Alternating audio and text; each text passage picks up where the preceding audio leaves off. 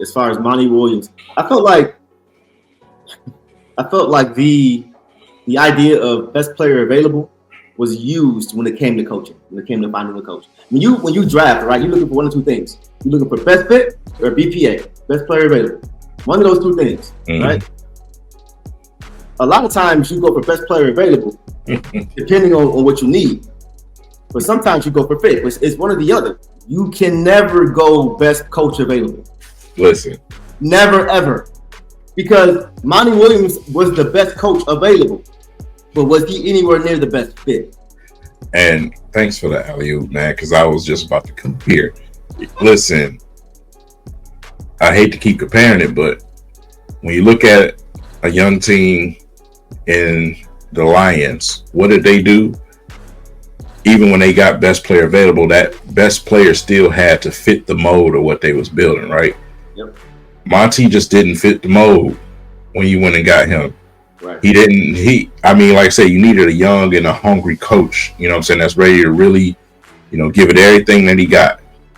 And we didn't get that. Part of the biggest problem that we have with the coaching staff down is we don't have an identity. Right. You know what I'm saying? We don't have an identity. We don't have the grit like the Lions do. You know what I'm saying? We don't have that personality. That's so when you don't have that, you bringing anything in here. You seen a big name go get available, you gonna bring him in here, especially Tom Gores. Mm-hmm. We know what he doing half the time with his time. He don't even know what the hell is going on half the time. Yeah. You know what I'm saying? Yeah. So bring some hunger in here. Bring somebody that's really trying to flip the script and get this thing rolling. Somebody that's got the patience and the energy to come in here and really get it. We always talked about Kevin Ollie. He fit that description. I feel like even Darvin Ham to a point fits that description. I don't even necessarily want the best coach out there.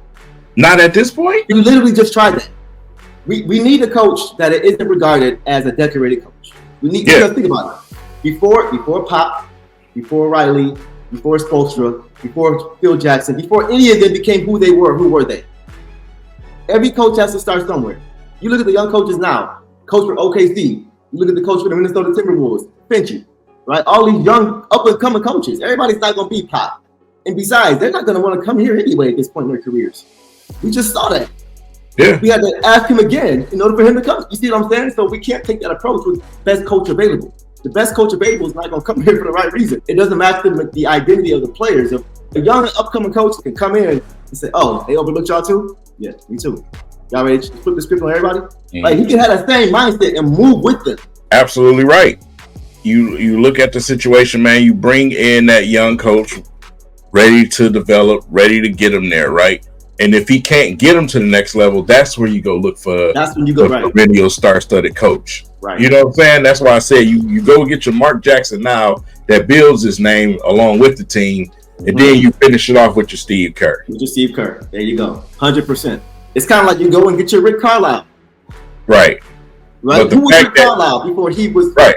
Now he's a champ, but before he was, nobody knew. I didn't know who he was before he came here. Got us to a certain point, and then Larry Brown said, "Thanks for the alley-oop, bro. I got you." Like I said, we don't get paid to think this crap, but it's common sense. You know what I'm saying? How can we sit here and come up with that, and you can't figure that out? You don't want to make all the money.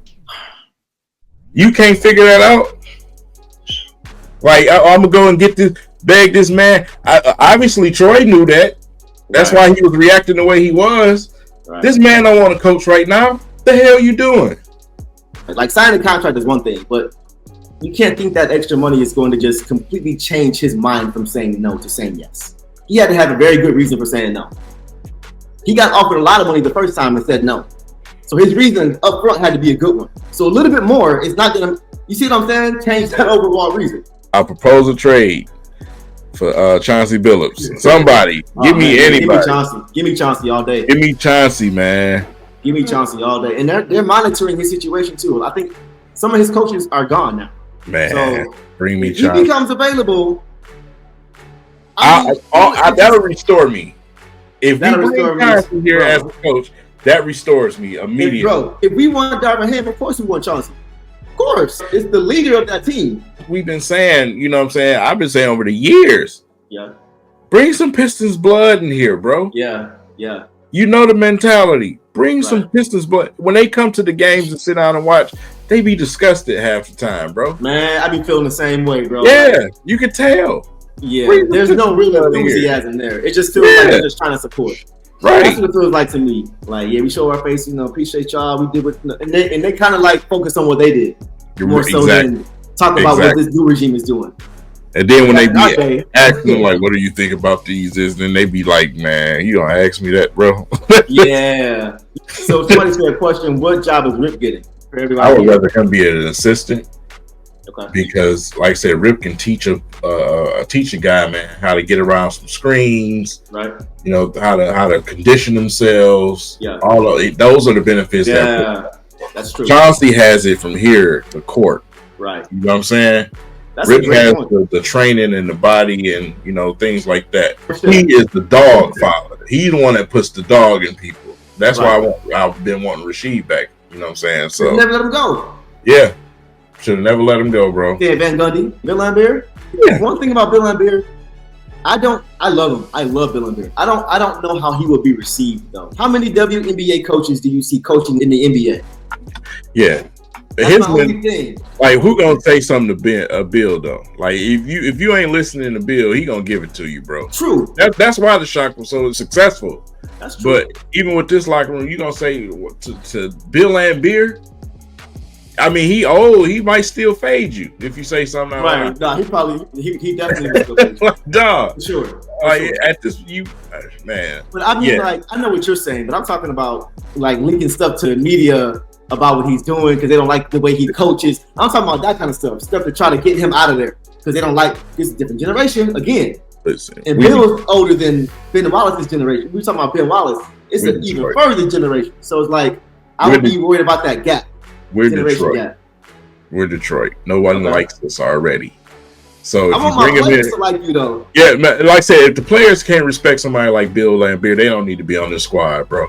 Right. At this point, you just disrespectful. I got you. That's true. What I'm saying? From a basketball standpoint, how could you not respect this dude? Facts. You know what I'm saying? That's so those type of little dudes, we need to get up out of here. Good point.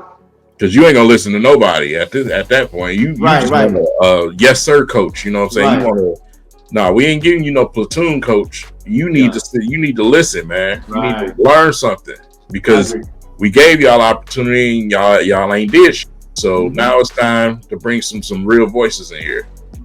That's facts. Electrifying through the air, a Detroit shot. And it doesn't really matter if you love him, like him, hate him. That boy is born.